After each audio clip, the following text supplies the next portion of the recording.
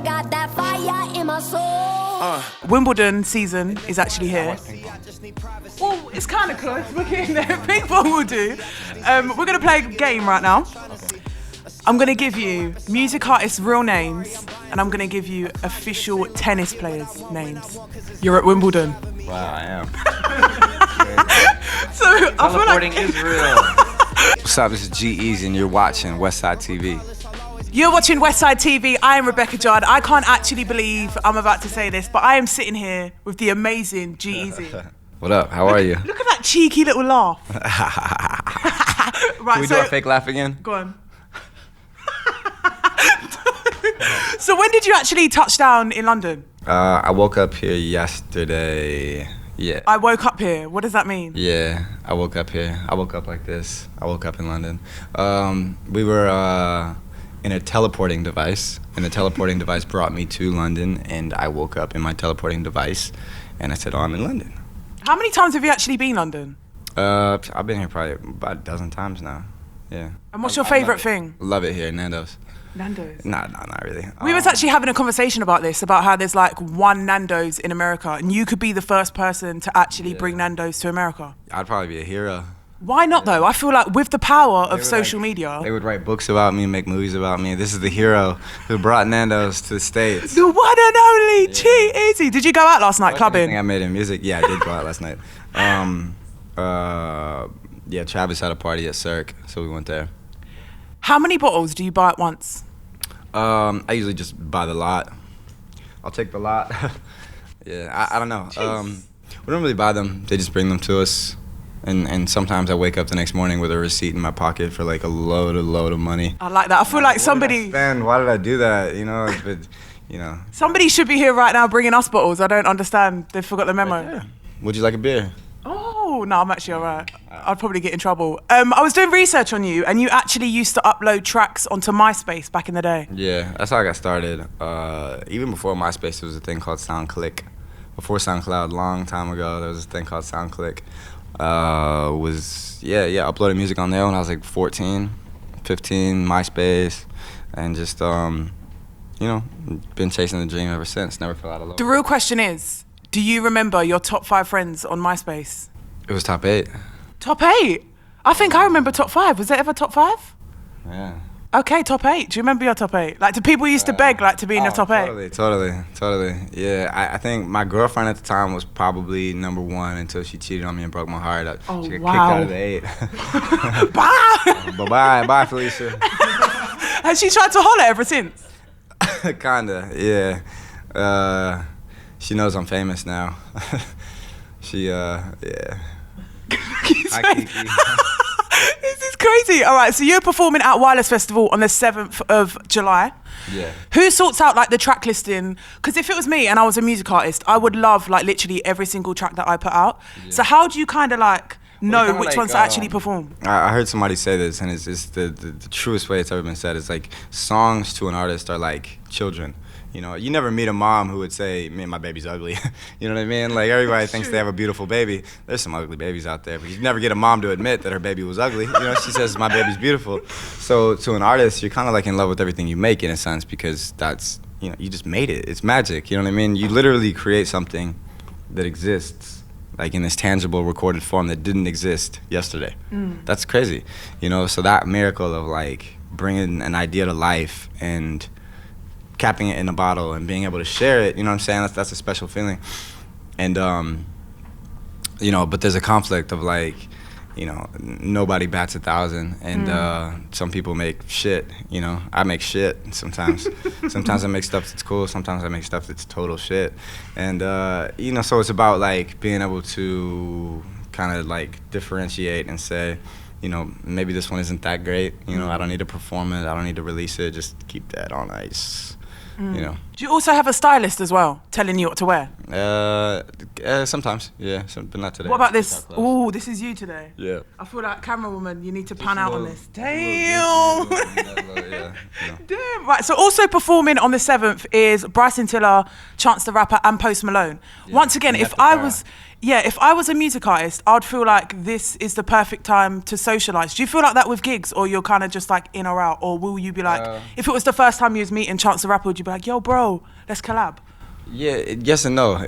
Funny, we were kind of just talking about this. I'm never really the type to just like run up to artists and be like, I'm kind of just like a quiet, antisocial dude. But I'm friends with all of them. So like, festivals are fun to like, you know, when you see people that you haven't seen in a long time, you know, because we're all busy. We all have touring schedules and recording schedules.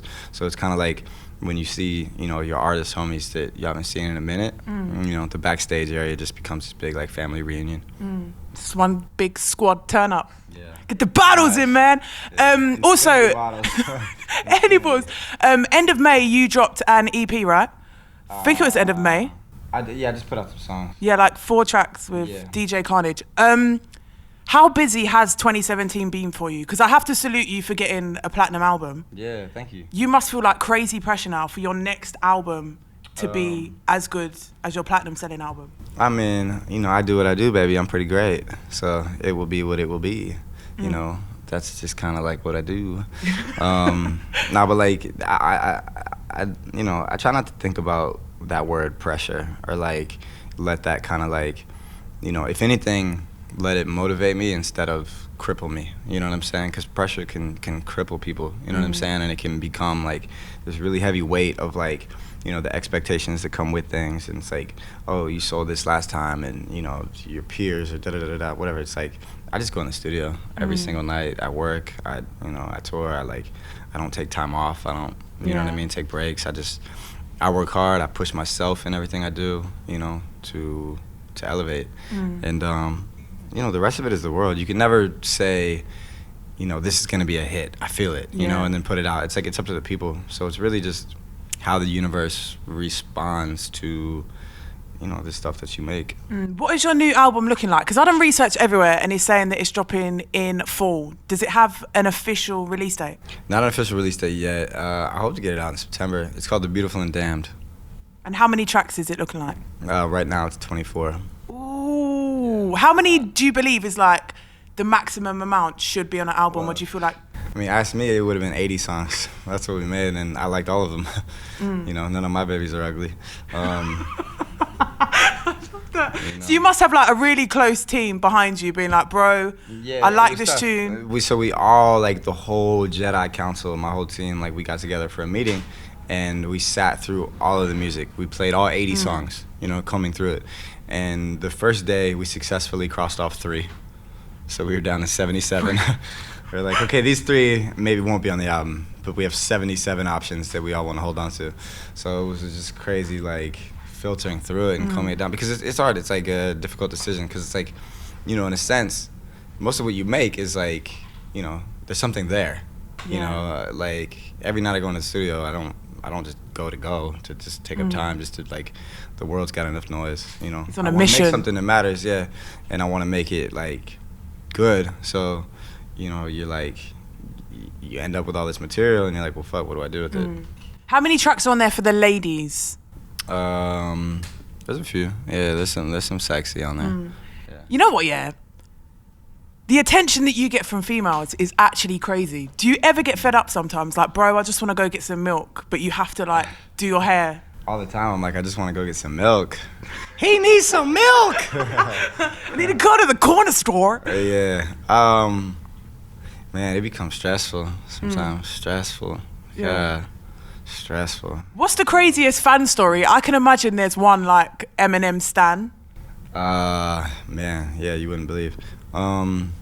Actually, I mean, this is not like any kind of, this is, you know, probably maybe my biggest fan, honestly. This girl, she has a whole sleeve, like, dedicated to me. Like, lyrics, like, my logo, my face, like, everything. And she also has a tattoo right here, and it's like, and it's honestly one of the most inspiring things I've ever seen. Like, she, like, comes to every show, she travels, I think she's flying out to Europe. That is so sick. See some shows out here. Do you know her Twitter account off by heart? Yeah. We need to shout her out. Yeah. What's her Twitter account? It's like Kylie, but I don't know how to spell it. Yeah. That's crazy, man. I would shout her out. Yeah, she's super dope. And it's just like, I don't know, people like that really inspire me and motivate me, because it's like, you know, if anything I've made means that much to somebody, you know what I mean? Like, that's that's just insane. Like, think about that. Like, you can't wash that off. You know what I mean? She'll have that in a year. She'll have that in 10 years. She'll have that in 40 years. She's going to be like 90 and she's going to be the swaggiest nan ever. Yeah, she's going down. She's going down, man. Right. So, do you watch tennis? No. So I feel like this game is going to be a little bit of a challenge for you. So, Wimbledon season is actually here. I watch ping pong. Well, it's kind of close. We're getting there. Ping pong will do. We're going to play a game right now. Okay. I'm going to give you music artists' real names, and I'm going to give you official tennis players' names. Okay. All you need to do is tell me... Can we do this with basketball? No. Okay. Close your eyes a second. I'm about to switch up the location right now. No one's going to have a clue what's happened. Quiet, please. Play. Open them? Yeah. You're at Wimbledon. Wow, I am. So I feel Teleporting like... is real. Teleporting is real. That's All right, crazy. so I feel like this could be a little bit of a challenge for you because you don't actually watch tennis. I don't actually know any tennis players besides All right. Serena Williams. So you're having fun here. So I'm going to give you rappers' real names and tennis players' names. Okay. Are you ready for the first one? Yeah. Quavius Marshall. Quavo. Well done. Here we go, 1-0. Wild guess. Symir Woods. Tennis player or rapper? Sounds like a tennis player. Is that your final answer? No, because I'm wrong, obviously. Come on, no. Is it your final answer? Samir Woods? Samir Woods? That sound familiar. Who's Samir Woods? I don't know. I'll have to take the L. Or tennis player. It's actually Little Uzi. Little Uzi. David Goffin. That's a tennis player. Tennis player from Belgium. Well done. Are you ready for it? All right. Milos Raonic. Lil Sims? Milos? It's a tennis player. Miles Parks McCullum. Miles Parks McCullum. What rapper is that? I don't know. Little Yachty. Oh wow. It's kind of hard, right? I mean, if you don't watch tennis, then this is a struggle. Bernard Tomic. Man, I started out so good. Now I know. I was like, damn. Bernard Tomic. Burn Atomic? No, Bernard Tomic. Oh, I don't know. Is that your That's final my final answer. Tennis player. Got Tennis. it. Okay, here we go. Robert Williams. Robert Williams. Wow. That's definitely a rapper. Who would Robert Williams be? I don't think you're ever going to get this. No. Meek Mill. Really? Yeah. Robert Williams? Yeah. That's crazy. His name's so close to Robin Williams. His face was like, damn. So was anybody actually keeping the scores right there? I think I did pretty bad. It's fine. You know, you can actually go into Wimbledon Yeah. when you finish wireless, maybe. Yeah, totally. I had plans. I had courtside seats. So plans for the rest of 2017. Put the album to the side and wireless. What else is going on? I don't want to put pressure on you again because that's pretty big that an album's coming out. Nah, just doing this Europe tour right now. We're playing a lot of festivals. Then I go to Asia for the first time. Really excited about that.